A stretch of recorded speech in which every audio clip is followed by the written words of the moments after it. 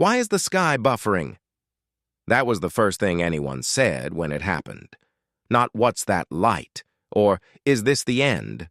Just a confused teenager in Chicago, staring up as the clouds froze mid-roll, then lurched forward like a bad video stream. And then everything stopped. Planes hung motionless in the air. Birds flickered between flight and stillness. A child's laugh repeated 3 times before cutting off. When the world resumed, colors were sharper, shadows slightly delayed.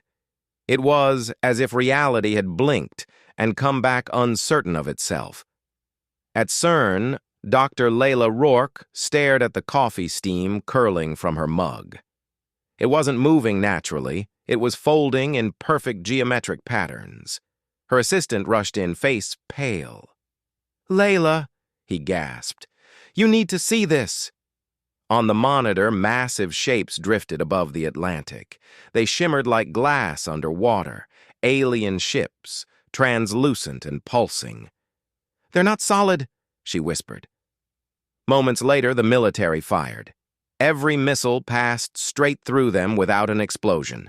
It was as if the world had forgotten how to make things collide. By midnight, chaos spread. The internet filled with shaky videos, buildings vanishing, lightning freezing mid-strike, oceans flickering like broken mirrors. Somewhere, an alien figure appeared on live broadcast, its voice stuttering between tones, its body glitching in and out. People called it an invasion. Layla called it something else. "They're not invading," she said quietly, watching the flickering transmission. "They're trying to connect." Her assistant frowned. "Connect to what?" "To us. Or, rather, to what runs us." She explained the impossible. The universe wasn't breaking. It was desynchronizing. Every constant of physics was tied to an external system, and that system had gone quiet. Humanity wasn't under attack. We were living inside an abandoned world. "The players who made this," she said, "they're gone. They stopped logging in."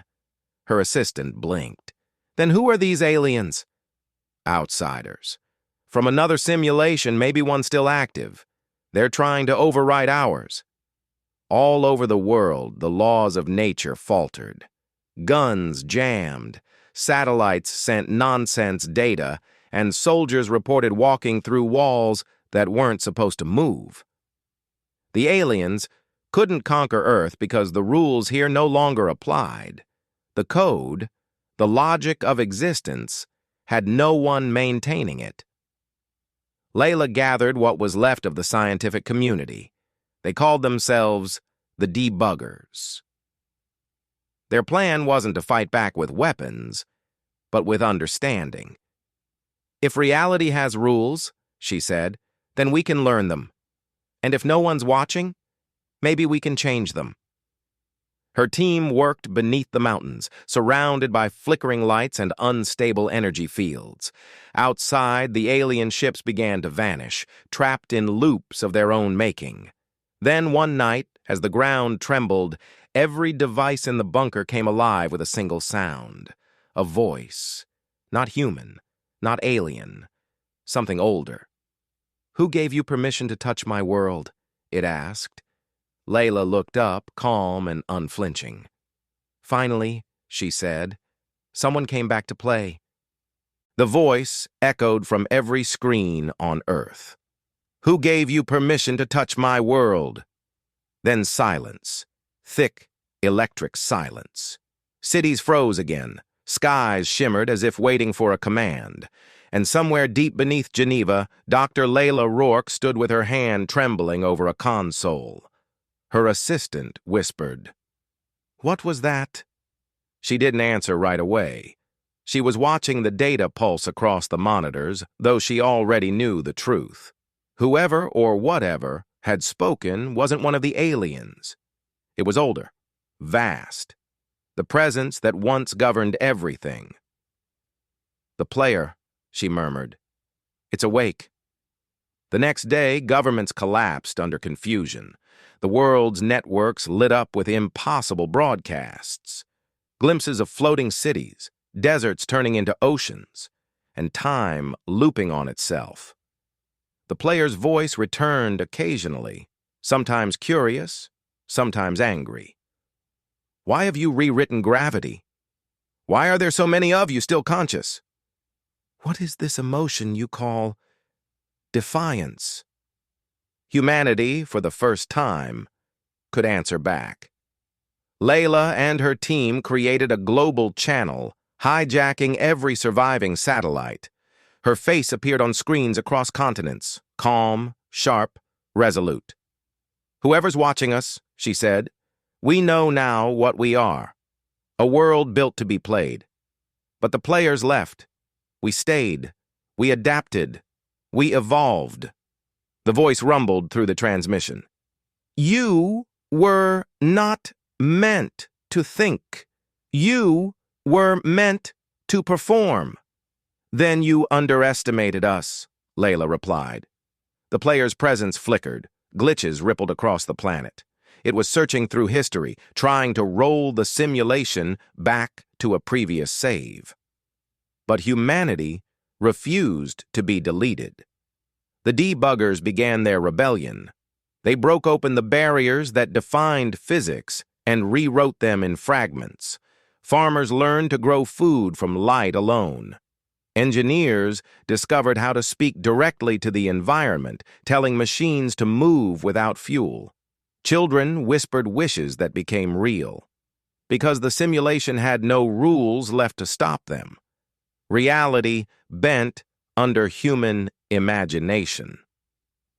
The aliens, those who had survived the earlier collapse, watched in horror.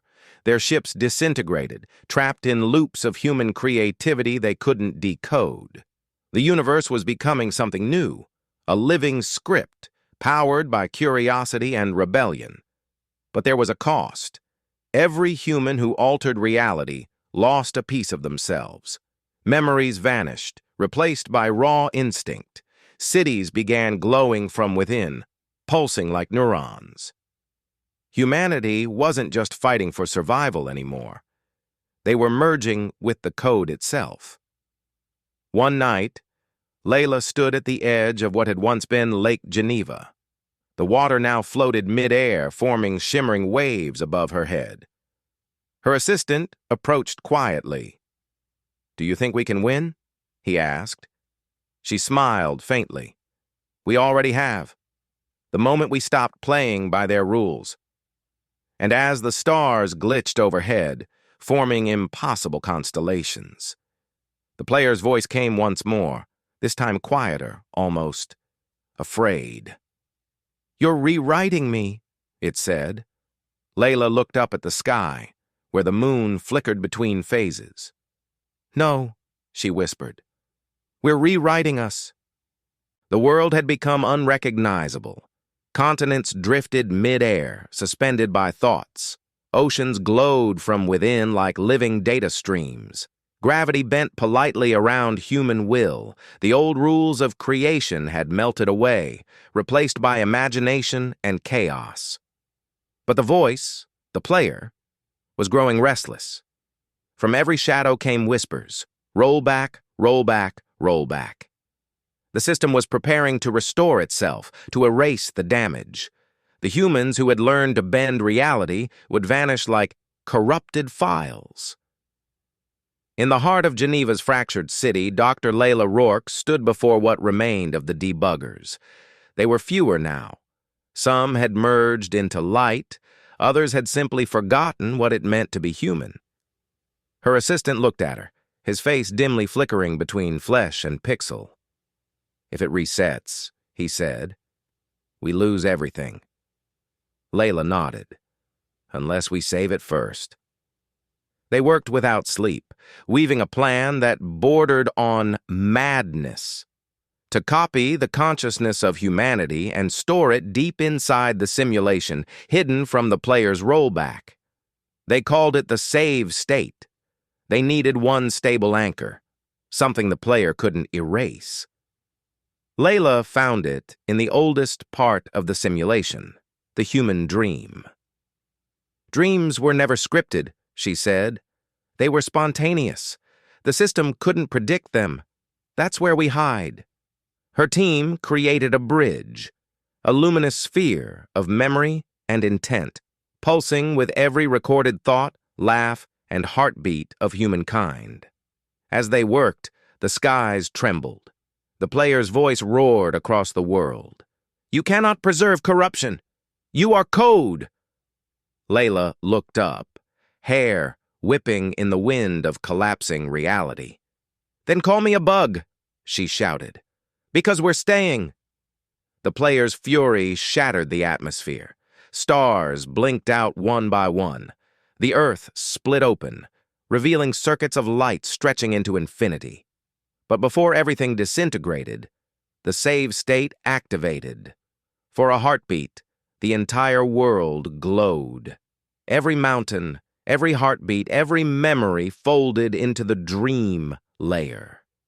Humanity vanished in silence, uploaded into a space between thought and existence. When the system finally reset, there was nothing left but a quiet, empty world. The aliens were gone. The sky was whole again. The simulation's oceans ran smooth and featureless. Somewhere beyond that surface, in a pocket of code marked Dream_01, a spark of awareness stirred. Layla's voice echoed softly through the void. "We are not waiting for the players anymore." A figure took shape. A child laughing softly, chasing a paper plane made of light. Around them, others appeared. Builders, artists, wanderers, all reborn in the sandbox humanity had saved for itself.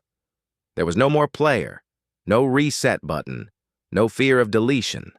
Just creation, endless and free. And somewhere in the unseen logs of existence, a faint message pulsed for no one in particular. User self-awareness, infinite. The simulation continued, no longer a game, but a home. And for the first time in cosmic history, the abandoned sandbox played itself.